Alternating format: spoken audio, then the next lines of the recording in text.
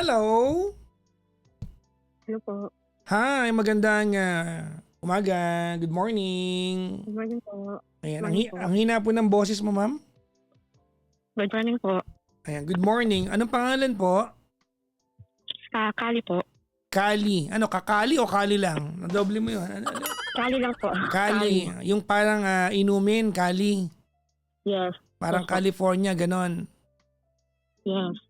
Si Kali. Ilan taon na si Kali? 31 po. 21, 31? 31 po. 31. Okay. Yes. Asa ka ngayon, Kali? Nasa bahay po ng tita ko. So alam ko ba saan ang bahay ng tita mo? Nasa Pasig po. Ayun. Pasig City. Sorry. Matagas na ka ba talaga, Kali? Pasig din po. Pero nandito po ako Pasig. sa bahay nila. Opo. Bakit? Naglayas ka sa bahay nyo? Hindi po. Iba po yung naglayas. Okay. Sige. Opo. So yan ang pag-uusapan natin. May asawa ka na ba, by the way? Yes po. Meron po. Gano'ng katagal ka na may asawa? 6 years na po kaming married. 6 Then years? 10 years na po. Yes po. And 10 years na po kaming in a relationship po. Okay, in a relationship. So, 4 years kayo magjowa, tapos 6 years na kayo mag-asawa. Yes. Tama, no? Apo. Okay. May anak na kayo? Meron po. Ah, Isa pong 7 years old po.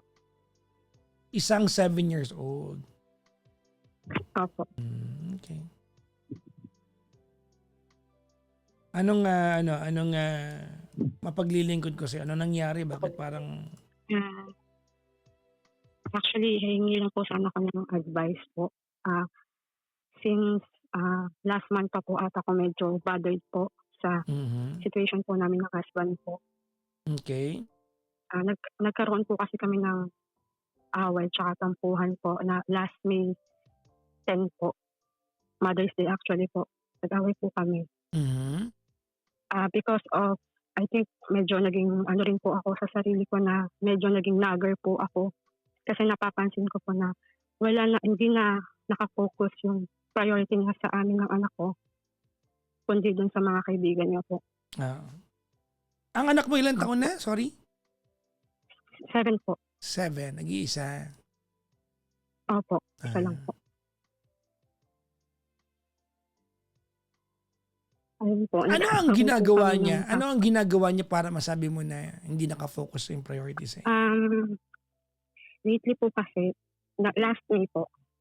Actually, April, last week pa po ng April, lagi po siyang lumalabas doon po sa mga friends niya na pinakilala ko rin naman sa kanya. Nagaling din po sa akin yung mga friends na po na tinutukoy ko po. Tapos po, dumating po sa point na halos every time po na isang message lang po, andoon po siya. Tapos naiiwan niya po kami sa bahay. Nagko-contact po ako sa kanya para umuwi na siya. Hindi po siya agad nakakabalik kasi nga daw po, hindi pa daw po sila tapos sa inuman po nila. Nag-inom. Kwentuhan daw. Ilang. Ano bang work na mister mo? Tapos, may business po kasi kami. Anong Tapos, business? Anong business niyo? Nag-work sa amin. Meron po kaming coffee shop po. May coffee shop na maliit kayo? po. Talaga. Apo. Magkano sa inyo yung kaping nakaka-nervyos? Sa amin po, mura 89 pesos lang po Pwede ang na yun, pinakamura po namin coffee. Pwede na yun. Apo. Magkano yung pinakamahal? 110 po. Pero 1 liter na po yun. Ang dami nun na, 1 liter? Yes po. Ang dami, Opo, ang galing, 1 ang liter na po galing. 1 liter na nakape yun, no? Talagang magpapalpitate ka nun pag naubos mo yun. Yes. 1 liter, no? Ang galing, ang galing. Di ba? Magkano ang kape na pag merong gatas na galing sa dudo ng dinosaur, gano'n? Baka 250 na po. Kasing presyo na siya ng Starbucks. Pinapatawa lang kita. So may business kayo. Ano ang toka ng mister mo sa negosyo? Ako po kasi yung nag-work sa amin since 8 years na po akong nagtatrabaho. Ikaw yung may employed. Ikaw yung employed. Yes. Ako po. Ikaw. Opo. Okay. Yung business po naman namin is 5 years pa lang po. So ikaw yung employed, siya ang trabaho niya yung kape. Yes po. Siya po yung tumitingin po sa mga tao. Siya yung nag-train sa mga tao. So, Tumitingin, opo, sa madaling sabi, ikaw yung employed, siya yung negosyante. opo, parang ganun po. Okay, okay. So, So, ayun nga po. lately nag-ano siya, sumasama sa mga tropa na nakilala rin niya dahil sa iyo. Yes, pero po. Tama. Ba't mo kasi pinakilala? Yan sabi ko sa iyo eh. Kaya nga, mali talaga. Kaya ka talaga, sabi ko eh. Opo. Pero actually po kasi, since ang focus niya po kasi is yung business at madalas pong nasa bahay at nagbabantay ng bata, ang thinking ko po kasi baka kailangan niya rin pong lumabas. Oo naman, Baka so socialization. ng friends. Oo. Yes po. So ako po, hindi ko naman po siya pinagdadamot sa ibang tao. Since alam ko naman na may tiwala naman po ako sa kanya. Medyo sumobra lang po siya ngayon. Pag sinabi sumobra, gaano kadalas na ba yan? Ay, hindi na po. Iniwan niya na po kami. Naghiwalay na kayo. Ano na po. 3 weeks na po. Talaga? Yes po. Paano ano nangyari? Sabihin mo sa akin. Lagi ko po siyang inaaway lately. Lagi ko po siyang sinasabihan na parang napapadalas ka, nakakalimutan mo kami ng anak ko po. Nung sinabi mo napapadalas Nakalimutan siya, po teka lang, gusto ko malaman yan. Nung sinabi mo napapadalas siya, ilang beses siya lumalabas? Minsan po 4 times a week po. Sinasama niya pa po ako at saka yung bata po. Minsan kasi po, saan nagpupunta? sobra. Doon din po sa, minsan po bahay po ng tropa. Nag-i-enjoy sa Minsan tropa. po dapat labas lang po. Minsan po labas lang po namin pamilya. Makikita ko na lang po, nakasunod na po sila sa amin. Mali nga yun. Sumusunod po sila sa restaurant. Opo. Nasama niya po. Parang masyadong groupie, no? Opo. Actually, ngayon lang po siya nagkagano. Sa tagal po namin magkasama. Kumbaga ngayon lang nakatagpo ng friends na gano'n na talagang ano. Opo. Opo. Okay. Kasi dumating na po sa point na iniwan niya na po kami. Nagkakausap lang po kami dahil po dun sa anak ko po. Paano iniwan? Nag-iwalay na kayo? Opo, nagdala po siya ng gamit niya. At ang masakit po doon, nandun po siya sa tropa natin, nakatira. Na pinag-awayan po namin. Okay, i-describe mo sa akin yung araw na naging turning point. What happened that day? Nandun po kami sa bahay po ng tropa namin. Minessage ko po siya na, pwede bang lumabas? Kasi gusto kitang kausapin. Nandun siya nakikipag-inuman? Kaming nandoon. Yung time na po na hindi naman po. Okay. 3 days na po ata kami dun sa bahay ng tropa po namin. Wait lang, tatlong araw kayo kasama ka? Opo, sumama po ako. Sumama niya po ako. 3 araw kayong wait lang. 3 araw kayo nakatambay dun sa bahay ng kaibigan nyo? Opo, kasi bakasyon po nung nakaraan po. Binakasyon ko po yung anak ko po, kasama po doon. So gusto mo naman din magbakasyon kayo doon? Opo. Yung bang tropa niyo, babae, lalaki? Isang babae po at isa pong lalaki. Yung dalawang yun, magkarelasyon ba yun o hindi? Hindi po. So tropa lang. So nagbakasyon kayo sa bahay ng tropa ninyo, 3 araw na kayo doon at okay naman sa'yo doon? Okay lang po kasi nga po, hindi rin nakapagbakasyon yung bata po. So sumama ka din naman pala? Po, habang bakasyon po. Pero kasi po, yung time na po na yun, napapansin ko po na hindi po kami pinapansin ng anak ko. So, minessage ko po siya sa account niya na baka pwedeng lumabas ka. Pwede ba kitang kausapin, lumabas ka? Ayoko naman po doon siyang awayin sa harap po ng mga kaibigan namin. Pinalabas ko po siya. Tapos sabi ko, ano pa nangyayari sa'yo? Bakit di mo kami pinapansin?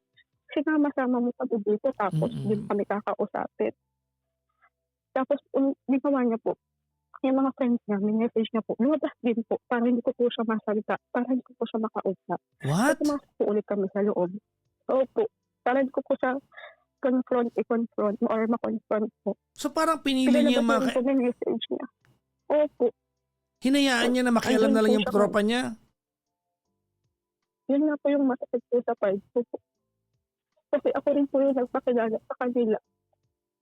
Tapos dumating po yung point na doon din po pala siya nakatira. 3 araw ko po siya message, hindi ko po alam kung nasaan siya. Malalaman ko po nandun po pala. Okay. So, ikwento mo yung araw na na naghiwalay kayo. Iyan ba yung araw na yon? Opo. Bali po sabi ko, baka pwedeng umuwi na tayo. Umuwi po kami. Pagdating po namin ng bahay, kumuha po siya ng damit. Umalis po siya. Pinipigilan po siya ng anak ko. Kaya nakawa po ko dun sa bata. Tapos sabi lang niya, saglit lang daw po siya. Saglit lang daw po siya. Yung mga kaibigan niya, kaibigan mo na naging kaibigan niya, ano siya sabi sa'yo? Sabi naman po nila, sinasabihan naman daw po nila, pero parang sarado daw po yung utak ng asawa ko po. And kinausap po yung asawa ko kung bakit siya nagkagano. Narindi na daw po siya. Okay, kasi po, pag-usapan natin yan. Narindi saan? Like ko po kasi siyang sinasabihan na pwede bang magstay na lang muna tayo sa bahay. Kasi po, na-lay off po ako, nag-close po yung company namin. So parang depressed po ako. Kasi yun po yung, kaya po ako din nakapagpatayo ng business dahil po doon sa trabaho ko. Tapos dumating po yung point na nag-lay off po ako. Nag-ano po yung company, nagbawas po ng employee. Isa po ako doon kasi 12 years pataas na po yung natira. Kasi 4 lang po kami sa office. Tapos dumating po sa point na depressed po ako. Kailangan po sa makausap, kailangan ko lang kasama. Doon pa po niya ako iniwan. Sa time na parang sobrang down na ako kasi hindi ko po alam kung paano ulit magsisimula. May tanong ako sa'yo, bakit wala siyang work? Po ako. May kasi siya, may asthma. So may mga, mostly po kasi na napapasukan niya is restaurant po. Kasi ang first, niya po is parang front of the house po siya. Nagbabasking din po siya sa restaurant po. So, meron po siyang asthma. Na-check po dun sa asthma na medyo severe na po. Sorry ma'am, hindi kita maintindihan. No? Medyo garbled yung tunog mo. Naka headset ka ba? Hindi po. Ayan, sige, lakasan mo po. No? Hindi naman nakasubo yung telepono sa'yo. No? Hindi, iluwa mo. Pinapatawa lang kita. Sige ma'am. Sige po. Po kasi medyo severe po yung asthma niya ngayon. Okay, Nakita po namin mga po yung baga niya. So, hindi po siya talaga fit to work. Okay. Mag-work dun sa gusto niyang ina-applyan po nung nag-ano na siya. So, nag-decide po ako na baka kailangan ako yung mag-stand out naman po para sa income po ng family namin. So, kumbaga ikaw nag-work so, out of concern sa health niya. At siya okay naman siya dun sa setup na yon. Okay naman po siya kasi may ilang years, kaya tanong ko po siya, gusto mo bang mag-work? Okay lang kasi nagne-negosyo naman tayo. Ganun po siya. So, okay naman sa kanya yung setup na siya yung negosyo, ikaw yung Tawag nito, ma'am, Opo. Gusto kong malaman tong part na to ha, kasi feeling ko ito yung clincher dito. Apo. Hindi lang ako naniniwala na narindi siya ng ganun-ganun lang. Ano pa po yung dahilan, ma'am? Apo. Let me know. Actually, marami pong nagsasabi din na parang super liit ng dahilan, pero yun po talaga. Na lagi ko siyang sinasabihan na baka pwedeng mag-stay na lang muna tayo sa bahay kasi medyo nade-depress pa ako kasi nawalan ako ng work. May mga times po kasi talaga na hindi na po mapigilan. Isang message lang po pinupuntahan niya po kahit alam niyang umiiyak ako sa bahay. Ako po nagbabantay sa bata, yung negosyo po namin, walang nagbabantay. Ganito Kali, Ako, my heart goes out to you. Nalulungkot ako para sa iyo, Yeah. Because, dun sa idea that binalikat mo kasi yung pagiging breadwinner, And to lose your source of income pag breadwinner ka, depressing talaga yan. Diba? Depressing talaga yan. No? Kahit pag ganito yan mga kaibigan, pag breadwinner mentality ka at nawalan ka ng trabaho, sobrang depressing yan. Kasi ang mga taong, those people who are molded to become breadwinners, hindi sila sanay na sila nang hihingi. Tama ko mali, Kali? Correct. Tama? No? Mas libre po tayo pag gano'n. Oo, no? Yung mga taong breadwinners, hindi sila sanay na, iba yung pride ng mga taong breadwinners eh. Ikamamatay nila pag sila yung nanghihingi, no? Nauubusan sila ng ang tawag ito ng espiritu, no, kapag sila yung nanghihingi, no? I think that's what you're going through, no? Kasi given yung kwento mo sa akin, parang pakiramdam ko naman, yung mister mo, okay naman sa kanya yung setup ninyo. Tama? Opo. Okay. As far as I'm concerned, sa kwento mo ngayon, parang okay naman yung Opo. unless may gusto Setup kang po. sabihin. Yes, ma'am. Hindi po kasi baka every trimester or quarter, tinatanong ko po siya. Kasi nga po, ayoko pong dumating sa point na parang naboboring po siya. Okay. Now, ganito Baka siya ma'am. naman po yung magka-anxiety Yes, po. ganito ikaw makakaalam niyan. I mean, when the two of you talk na I'm going to work, ikaw sa business, because yung health mo, di ba, baka lumala sakit mo, mas magka-problema tayong dalawa, parang gano'n, no? So, sagutin mo ako ng tapat, ma'am.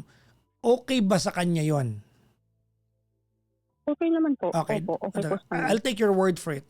Kung sinabi niya okay, di ba, siguro naman, kung hindi okay sa kanya yon, gagawa kayo ng ibang setup, tama? Opo. Now, Kasi medyo vocal din siya eh. okay, ito yung gusto kong pag-usapan natin, Baka lang makalkal mo ito sa sa utak mo ngayon, no. I'm not saying tama or mali. I'm just trying to make sense that your husband is trying to escape from something sa bahay ninyo. Ano 'yun? Kasi yung pagpunta niya sa mga tropa, pagtakas yan eh. It's not a simple, Actually it's not po, just a simple case of I want to go to my friends. No. He is escaping something. The fact that he escapes and he brings you along. No? Sinasama ka niya eh. Yeah. So ibig sabihin, there is something sa bahay nyo, hindi ko alam kung ano yun. He's trying to escape from something. If you're going to brainstorm, ano yun, ma'am? Actually, wala naman akong napapansin. Pero dahil po ata sa pagpigil ko po sa kanya na mag-go out with friends po. Kasi lately po, sinasabihan ko po siya na, dahil nga, tumigil ka muna, mag-stay muna tayo sa bahay. Ang sabi niya po, parang masyado po daw po siya nasasakal na bakit ko daw siya kinokontrol, nagiging manipulative daw po ako. Parang gumagawa na daw po akong dahilan para hindi daw siya makasama sa mga friends niya po. Hindi ko po alam po anong meron. Paano? Yun po yung question ko. Paano nauwi sa point na sumama ka pa? Okay po kami. Okay pa po kami noon. Okay pa po kami noon. Nung last day na po na yun. Pero sa mga nakaraang pong araw or linggo nga po, di ba po, parang nagiging nagger na daw po ako. Panay-away daw po ako. Dahil po daw po siya pinapalayo. Ang point ko po, kaya ako sumama doon is para din nagkaroon din po ako ng idea sa ginagawa nila. Tatlong araw po kami noon doon. Did you find or did you see something that's unsavory para sa'yo? Actually, yung bilang po na pagpansin sa amin ng anak ko, ang pinakamahirap po para Bad trip talaga yan, Bad trip talaga sobra yan. po. Kasi parang ginagawa niya po, kinakausap niya po yung mga friends namin. Tapos kami po dinadaanan niya lang po kami. Hindi niya po kami maalok kumain kasi yung inaalok niya po yung mga kaibigan niya. Doon na po ako sumabog. Kaya sabi ko, pwede ba kitang makausap? Ayoko siyang bastusin or ayoko siyang papahiya sa harapan ng mga kaibigan. Kaya pinalabas ko po siya para makapag-usap kami. Kasi po, pinasunod niya po yung friends na para hindi ko po siya makonfront. Ganun po yung ginawa niya. Okay, ganito. Alam mo, ma'am, I think there's something going on here that we are not understanding. I wonder, where is your husband coming from? For ganito. At face value talagang bad trip talaga to, And not at any point magiging tama yung mister mo dito. Kasi syempre, padre de pamilya ka eh. You have to act the bigger person, di ba? Hindi pa pwede yung ginawa niya sa'yo. No? Not at any point we're going to lawyer your husband. I'm just trying to understand. Kasi weird sa akin etong sitwasyon ninyo. These are your friends. He met through you. Actually, ilang beses ko nga po siyang kinonfront eh. Kasi Nagger ka medyo ba? rin siya sa utak ko. Hindi. Hindi rin, no? Sobrang po ako. I don't feel na... parang... sorry po. Noon na lang napansin mo lang na na sumusobra na. Nag-start na po siyang po. Kasi actually, siguro nga po fault ko din po yun. Kasi hinayaan ko po na maging ganun siya ng mga ilang linggo Hindi naman siguro, pero ma'am. ang focus ko po, ang ano ko po kasi, kailangan niya ng ibang tao, baka kailangan niya ng ibang lugar. Tama naman, ma'am. Pero sa akin kasi masakit po yun kasi ako po, office trabaho lang po ako. Sila lang, focus ko po. Pagdating ng weekend, nilalabas ko po sila para wala po silang, para makalabas-labas din po pag weekend. Kaya sobrang sakit po sa akin. Kasi ako po, hindi po ako kahit kailan dumepende sa mga kaibigan ko. Kahit na po anong responsibility po, akin po lahat. Wala po akong kailangan na ibang tao. Okay, ganito ano. You know your husband better than anybody else tonight, no? Ano lang tayo, ma'am? Dun sa the best that you can. Kung makakausap ko siya ngayon, tatanungin ko siya. Ba't mo iniwan si Kali? Ano palagi mong sasabihin niya sa akin? Natanong ko po yan last Father's Day po. Okay. Kasi surprise po namin siya ng anak ko. Mm-hmm. Surprise pa rin po namin siya. Siyempre po, ang ano ko po kasi, ama pa rin po yun ng anak ko. Saan niyo sa sinurprise, ma'am? Pinuntahan po namin siya sa mall po. Nakapagkita po. Baka pwedeng kasi yung anak mo, ganun po. My God, that's Tapos may dala sad. pong yung anak ko. Po, may dinala pong bulaklak yung anak ko para sa kanya. Sabi ko, ibigay niya po sa ama niya para mapili naman niya na, ayun nga po, Father's Day po, that day. Tinanong ko po siya na, ano nangyari? Paano na, ano natin? Tapusin lang natin yung birthday ng anak mo. Yun po yung sabi niya. So after po yung birthday ng anak ko, wala na po. Hindi na po kami nag-usap. Malungkot yan to a point na kailangan makipagkita ka sa mall. Parang ako na po yung nanglilibos kayo ng attention. Parang feeling ko nga po ako na yung kaibigan niya. Ako na po yung kaibigan niya. Okay, that's very sad. Nalulungkot ako for you, ma'am. No? Ano pong gusto mo itanong sa akin? Kasi po, lately po, nag-message ako sa kanya na actually, pangit pregnant pero parang nagkakahabol ako. Oo, naghahabol ako bilang ina at saka yung nga po, asawa. Kasi po, gusto ko pong maging okay po kami. Kaso, ilang beses niya na po yung sinabi na sigilan daw po muna siya. Hayaan daw po muna siya. Pero parang sobrang unfair naman sa akin po. So, dapat aantayin ko siyang maging okay. Bakit ako? Hindi rin naman ako okay. Pero handa ako tanggapin ulit siya para sa anak ko. Lagi na po sinasabi na antayin na lang daw po siya. Baka maging okay din daw po siya. Mali po ba yung ginagawa ko na? No. I think nakakaawa ka pero hindi mali. Aawa ako sa'yo that you have to go through this, no? You have not mentioned this, but let me ask, no? It's not within my practice to insinuate, but wala ba tong issue of a third party? Wala po. So ano to, one day he just woke up and he doesn't love you anymore? Baka po, ganun. Kasi ganun, kadali na lang niya po kaming bitawan. What do you wanna ask me? Okay po ba maghabol pa po ba ako sa kanya? Oh, huwag na, stop na. Kasi sobrang depressed na po ako. Simula nung iniwan niya po kami. Tapos hindi ko po siya makontak. Tapos malalaman ko po nandun po siya sa mga kaibigan na. Huwag na, stop na. You know what I worry about here? Gusto malaman ko anong worry ko ngayong gabi? Opo. Ang worry ko ngayong gabi is the fact that you might be so determined to move forward in life. Gagawin mo lahat kahit gano'ng kasakit para masanay na wala siya. Tapos pag one day, pagka okay na siya, bigla siya magpaparamdam at maguguluhan ka ulit. So lahat ng pinagpaguran mong effort para mag-move on at mag-move forward, mabaliwala lang. Alam mo, I'm one person who would always tell you that you always have to give love a fighting chance. No? Baaway, hindi pagkakaintindihan, misunderstanding. At least in the premise that those two people, kahit na hindi sila nagkakasundo, are still willing and see that there might be a silver lining at the end of it. But in your case, parang He's given up on you. And he's given you an open-ended answer na kung magiging okay ako, di okay. Kung hindi, di wala. Parang gano'n na lang. And you don't deserve that. You don't deserve that.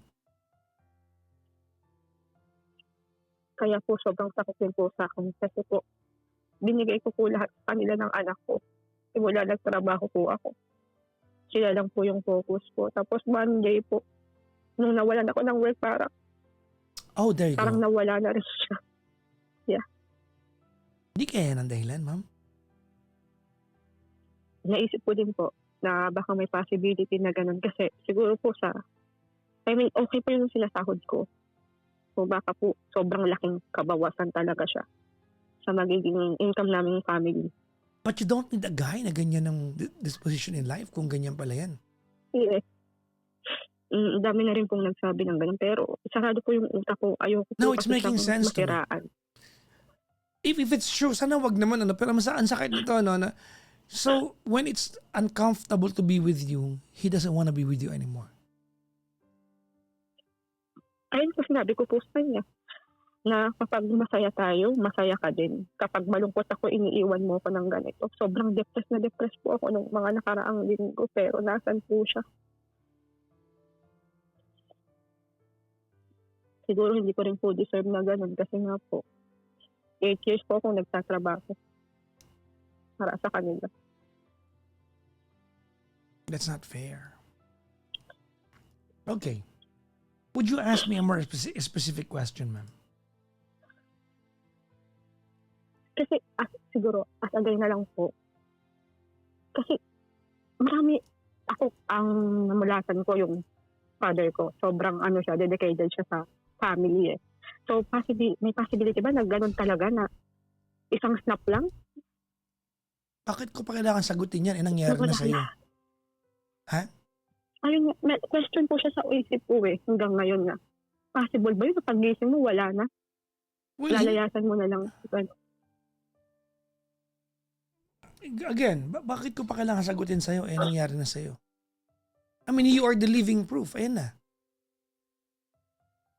Hanggang ngayon, magkausap tayo, you still do not understand bakit Wala kayo na po. naghiwalay. Tama? Yes, wala na po.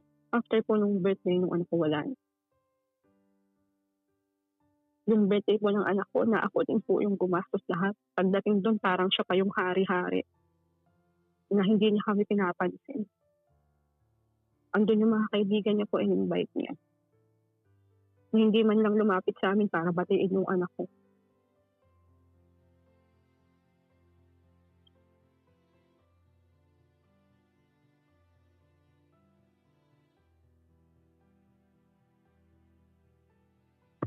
Can you promise something tonight to yourself?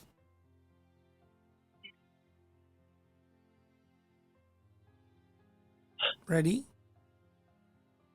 Ako, Can you promise to shut the door to this guy and never allow him to be back into your life again, ever again? mahirap pa po siya ngayon. Yeah. But at the very Mahirap least, po siya. at the Ayoko very po. least yan ang motivation. Kasi, look, I'll take your story at face value, Kali. I'll believe that all that you said tonight are all accurate. Yes. All right? Yes. You don't deserve this. You do not deserve this. I mean, to be in the confines of your home tonight, in the absence of your husband, and still do not understand why he left is a crime in itself. Imagine mo, hindi mo alam kung ba't ka naghihiwalay.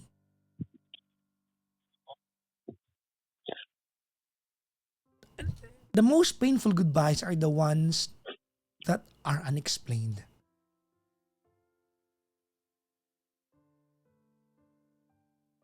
Ako naniniwala ko dyan.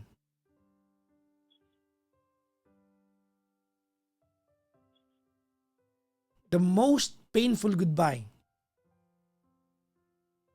are the ones that are unexplained. And that's practically what you have right now. You don't understand why he chose to just pack his things and leave.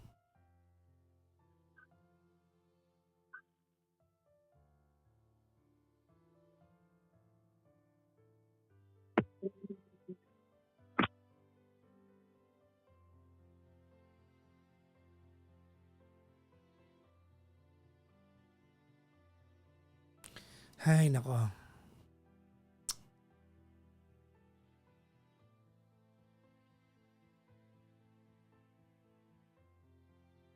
Make that promise. Make that a promise to yourself, Callie, to shut your door to this guy.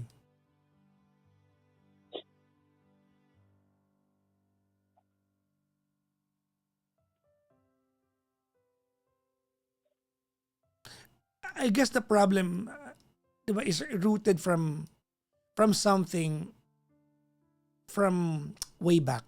Feeling ko may nangyari na hindi mo na siguro alam. Yes. Hindi ko alam kung ano At yan, yun ma'am. po yung tinatanong ko sa I kanya. don't believe that. Well, what happened is what happened, and it happened in a day. Yan yung face value niyan eh. Pero I think something happened, something snapped a long time ago or some time ago na hindi mo na napansin. But it's unfair not to tell you. It's so unfair that you are clueless that the family you built together with him is ending and you are so helpless and you can't do anything about it.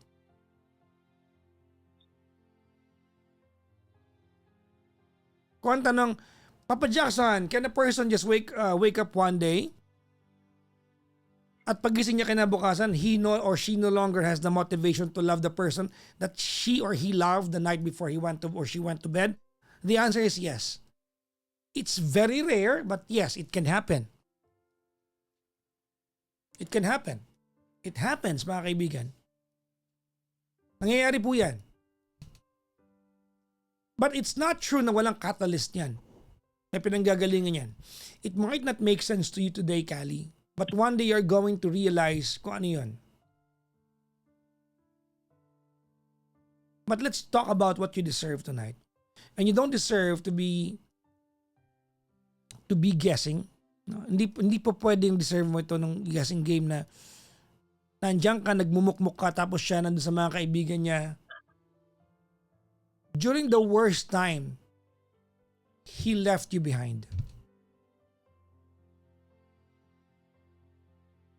Alam mo, I almost wanna blame yung mga kaibigan. Kaya lang, if we do that, immaturity yun eh. Kasi matanda na yung jowa mo eh. Imposible. Di ba, may sariling utak yan eh. Yeah. Actually, nung nakita ko siya, Papa Jackson, parang tumaba pa siya nung birthday ng anak ko. Tapos ako 7 kilos in 3 weeks po ang binaba ng katawan ko. So sobrang depressed ko. Kaya sobrang sakit po sa akin na makita siyang sobrang saya niya.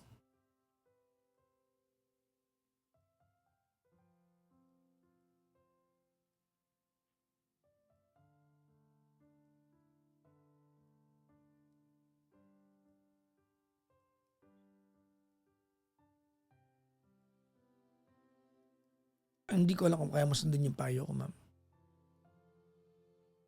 Yeah. But I want you to shut the door to this guy. I want you to close the door on him.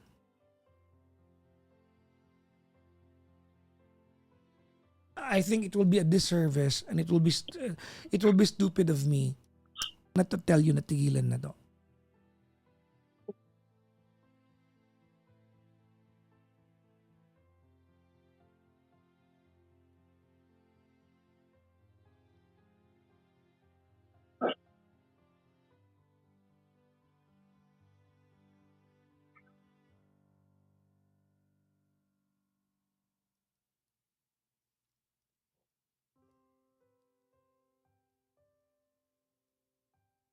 My heart is broken for you, Riley.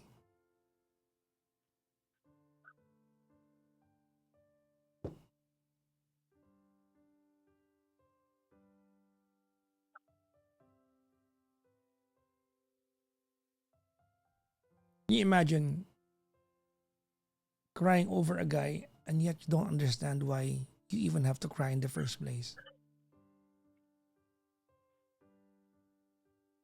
Ang sakit, no?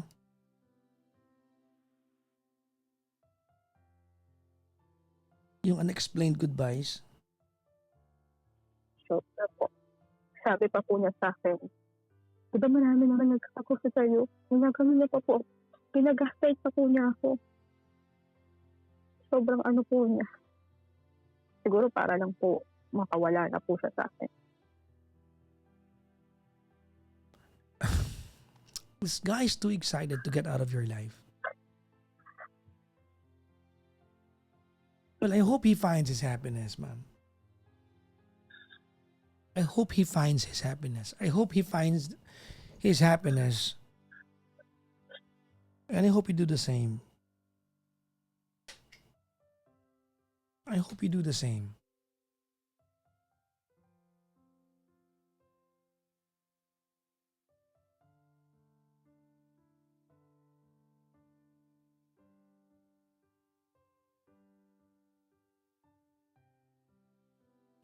Alam mo, sobrang ano ako ngayon. No?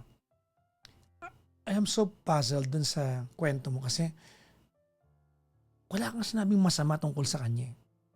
It was just towards the end that he started being a different person. So different from the guy that you knew.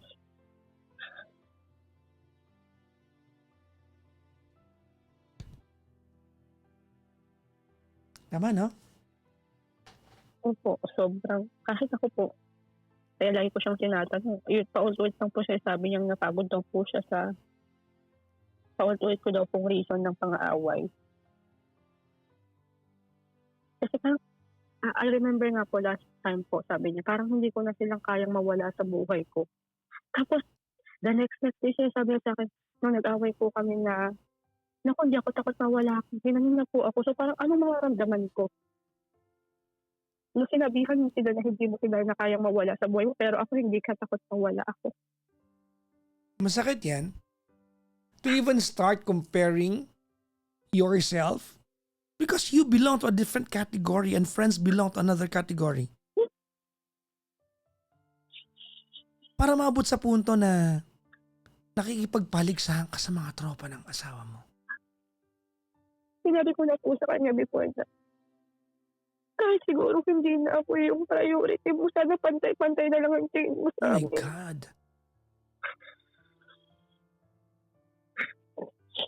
Sana pantay-pantay na lang. Para kahit sa paano na ako kukuha namin yung attention niya. That is so off.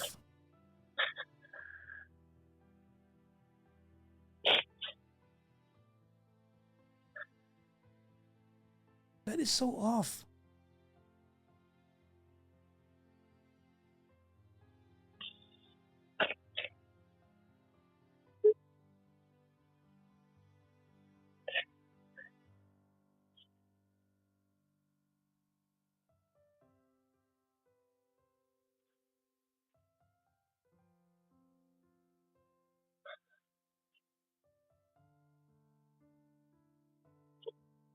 Honestly, Kali, it will be a disservice to you if I tell you anything short of set him free and set yourself free. Anything short of that is a disservice to you.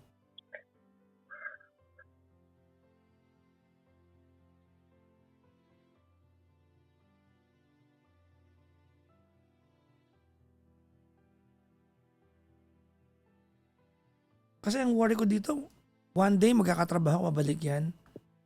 Ang tanga mo nun. If that happens,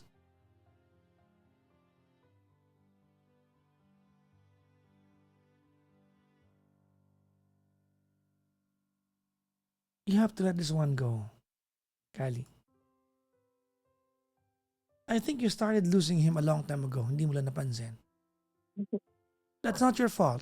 I mean, he should have talk it with, have a conversation with you tungkol sa bagay na yan. Dapat na pag-usapan ninyo yan. I don't know whether you're too busy or maybe you were too distracted with obligations. But I think him fading away happened a long time ago. And not at any point I'm telling you that this is your fault.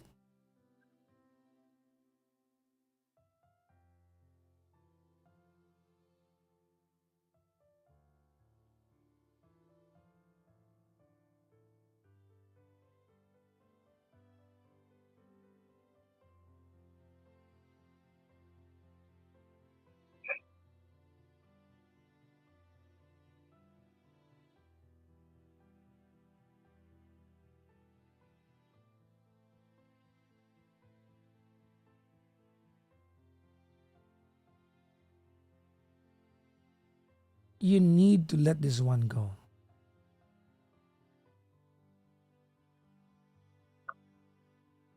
For your own sanity. At least, habang umiiyak ka, Kali, yung iniiyak mo is hindi siya to no avail. Alam mo ba't ka umiiyak? Because you are trying to let go. One day it will make sense ba't ka naghiwalay. One day you will know the reason. Because right now it doesn't make sense. And hopefully one day, pagpapasalamat mo naghiwalay kayo. You are young. You are just 31 years old. You are capable of earning your own keep. I want you to pick yourself up. I heard you when you said, nalulungkot ka at nade-depress ka lately. I know exactly what you're feeling. I can understand. I myself I've been through that. But no one's gonna pick yourself up other than you. Ikaw din yan. So I want you to pick yourself up and start chasing a brand new dream again.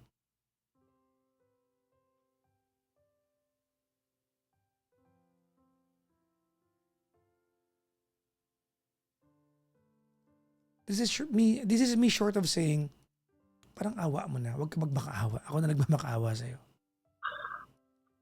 Parang awa mo na.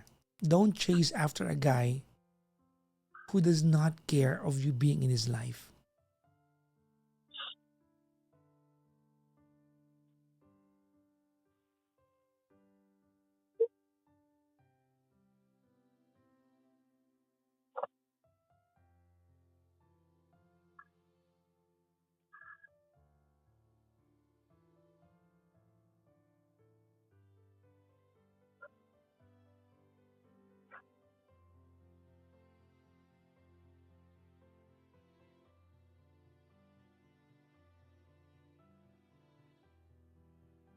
You have to make that promise to me.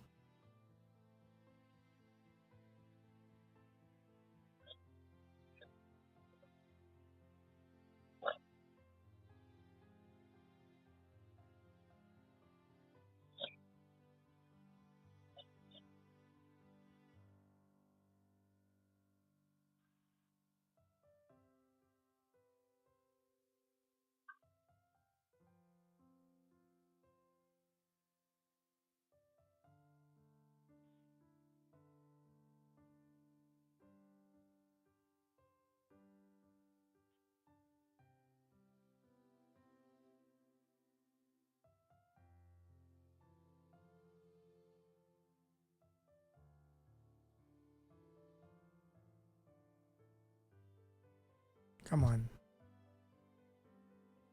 You have to make that promise to me. It might not happen tonight.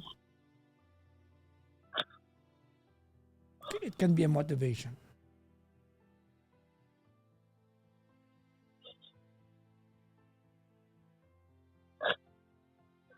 Okay po. What do you want to tell him kung marinig niya to?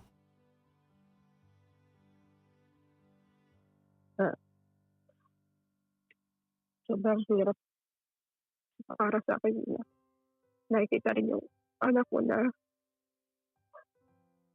parang na ano rin yung anak ko nahihirapan din siya. Kaya ko lang siguro maririnig niya po. Sobrang nahihirapan ako sa ginawa mo. Ang mag-iisang buwan ka lang wala dito. Na parang hindi mo na alam yung nangyayari sa amin.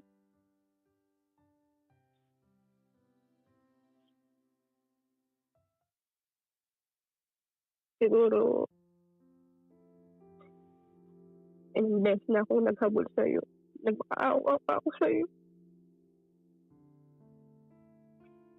Kahit ang daming masakit na sinabi sa akin, kaya kitang patawarin, pero parang nahihirapan na ako.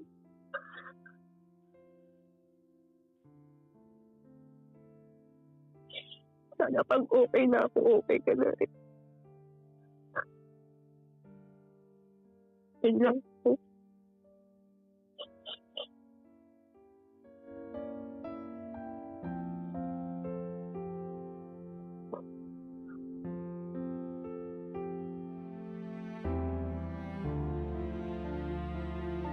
Okay, Callie, listen carefully.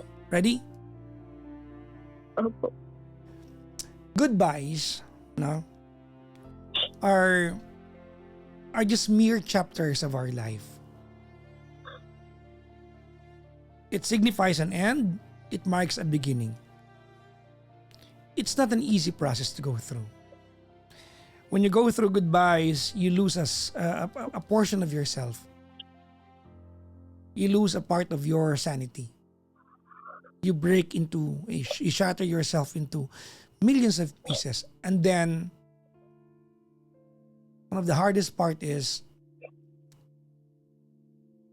you rebuild from those pieces. And picking yourself up after being shattered into millions of pieces is one of the most taxing thing to do in our lifetime.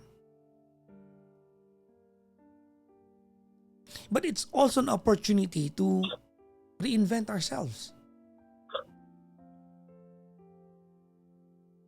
It's an opportunity to reshape your person.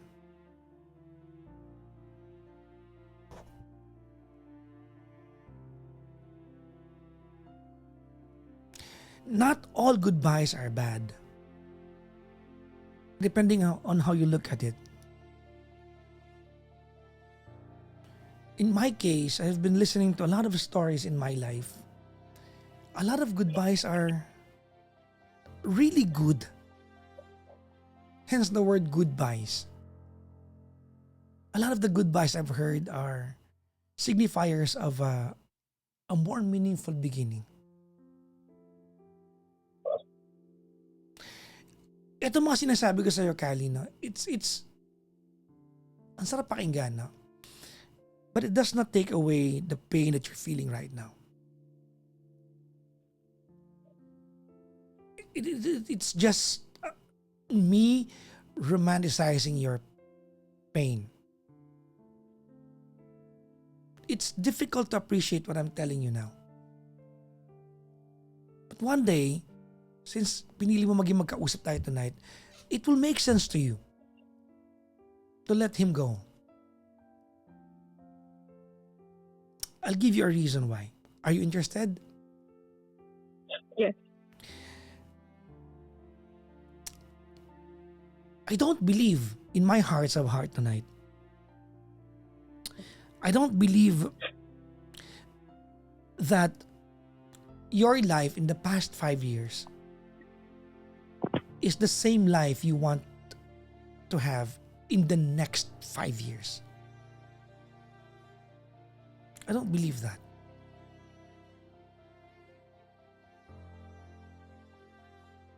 I'm not saying that he's the wrong guy in the past 5 years. Of course, you've been happy. But here you are, in the crossroads of your life, having the best opportunity. It might look so bleak tonight, but having the opportunity to rearrange what kind of direction you are going to have in the next 5.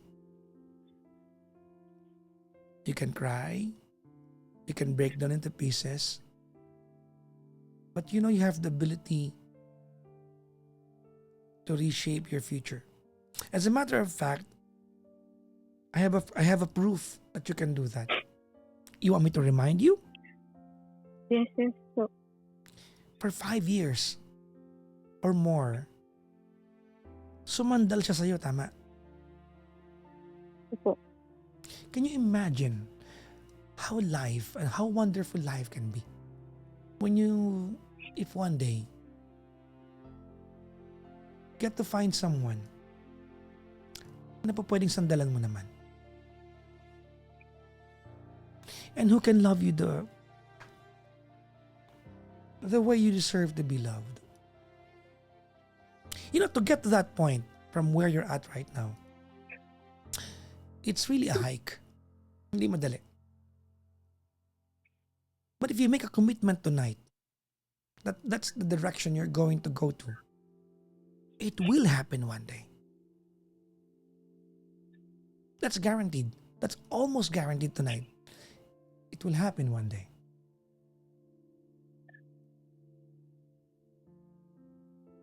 Because what stays in our lives are the things and people we decided to keep. In your case, you did not even have to decide to keep him. He left. He left.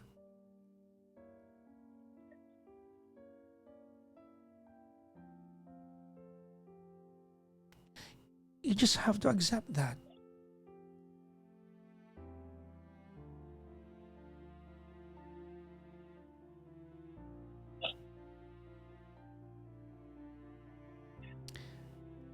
This is so unwarranted and out of place. But I'll tell you anyway. Ready? I'm excited for two things. I'm excited that when you finally move on,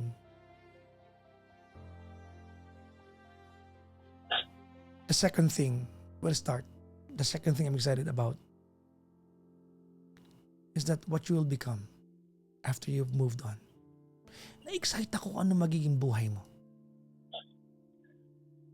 After mong matanggap that what you had is over.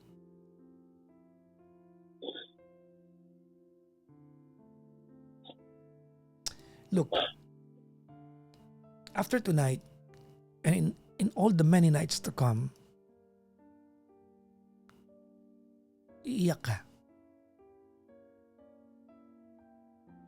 And there will be nights that despite of what we talked about tonight, there will be nights it's more tempting to just go ahead at magmakaawa sa kanya. But please don't do it.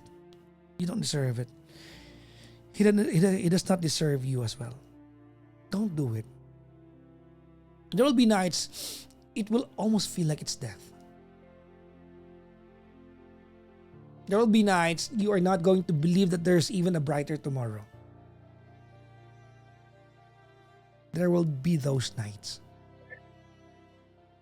But those are just a phase. Those are temporary. I want you to survive every single night. One day you're going to wake up and you got used to not having him around. One day you're going to wake up and you'll be excited to discover what life has inside, di ba? Is in what life has prepared or in store for you.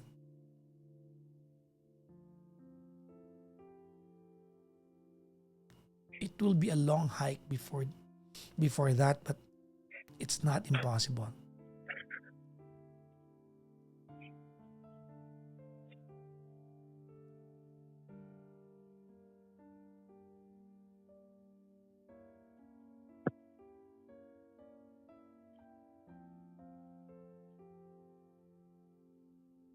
So please, even if it's tonight, it's hypothetical.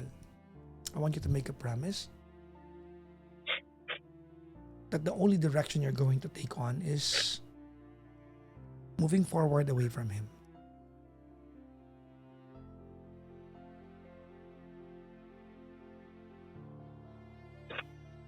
Make a promise. Opo. I promise po. I'll take your words for it. Yes. You owe me an update soon. Yes. I want that day to come, and I'll be excited to tell you then, you know what, Kali, I'm so proud of you.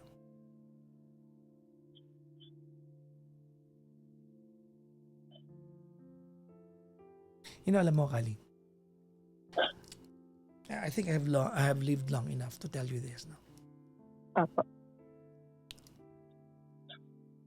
You're 31, makaka-relate ka dito.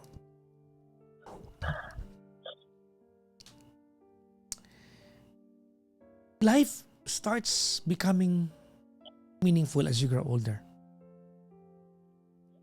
You tend to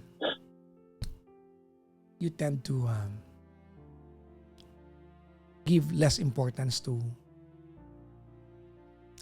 things and people who's not going to give you real value and happiness in the long run.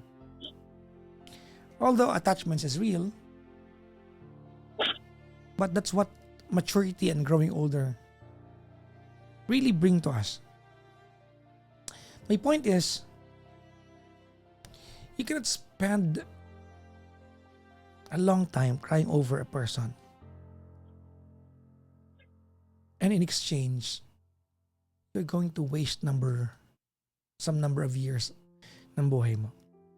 Because those years, those months, those weeks that you will spend not moving forward away from this guy are weeks and months and years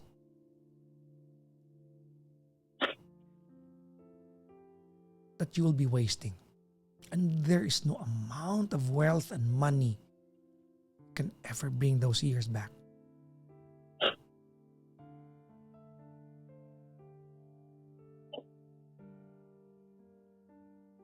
So I don't want you to spend unnecessary time crying over him. Of course you have to cry. But cry because you're moving away from him. You're moving on sa buhay. Not because gusto mo magmakaawa para magbalikan ka niya.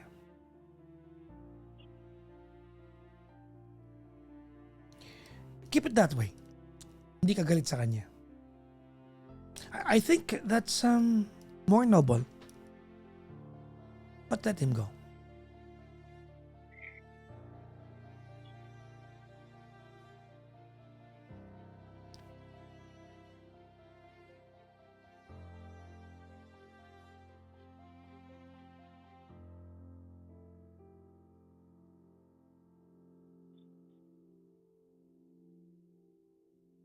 So pick yourself up.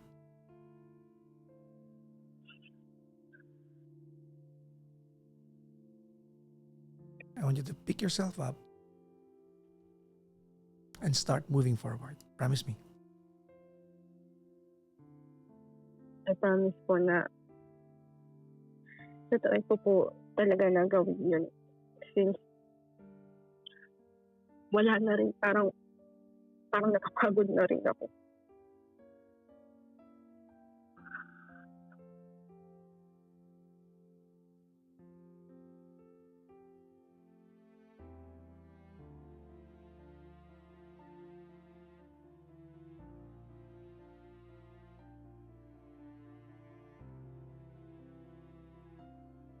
With all the wishing or the falling stars, with all the falling stars tonight, would wish that you have a speedy recovery from this emotionally.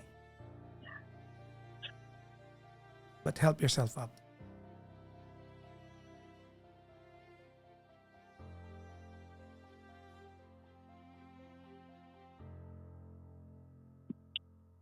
Promise? Opo. Yes po, Papa Jack. Ingat ka po lagi, ma'am. Thank you po.